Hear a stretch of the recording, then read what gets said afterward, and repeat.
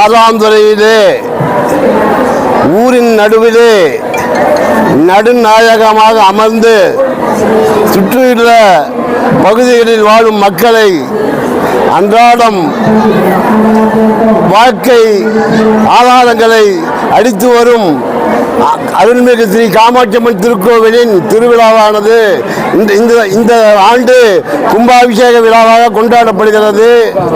கடந்த 98 ஆண்டுகளாக தொடர்ந்து எந்த ஒரு வருடமும் இடைவெளி இல்லாமல் தொடர்ந்து திருவிழா நடத்துவதற்கு அம்மன் அருள் புரிந்து கொண்டிருக்கிறார்கள்.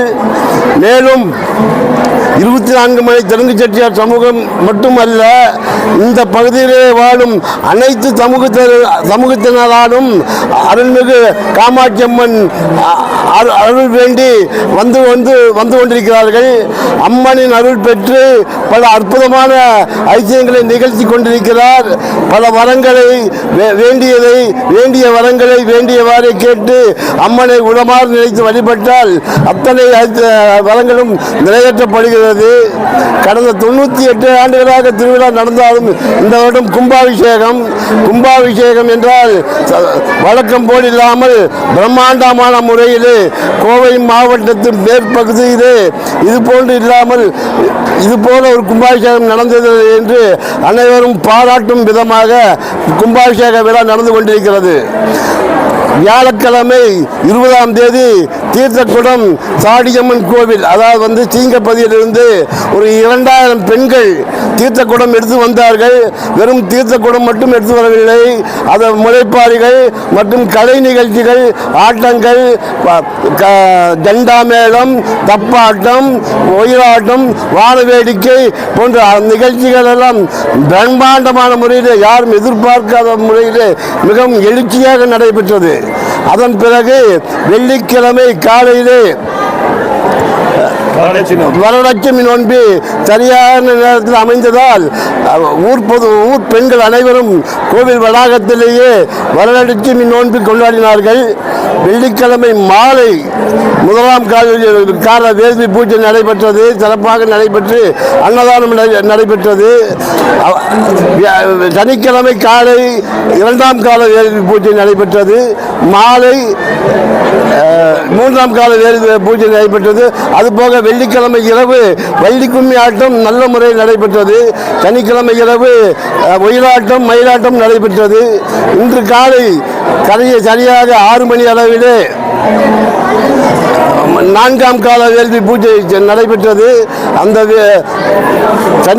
சனிக்கிழமை என்று கௌமார மலையாளத்தை சேர்ந்த திரு குமரகுரு சுவாமி அவர்கள் வருகை தந்து சிறப்பித்தார்கள். மேலும் செஞ்சேரிமலை சாமிகளும் நேற்றைய தினம் வருகை தந்து சிறப்பித்தார்கள்.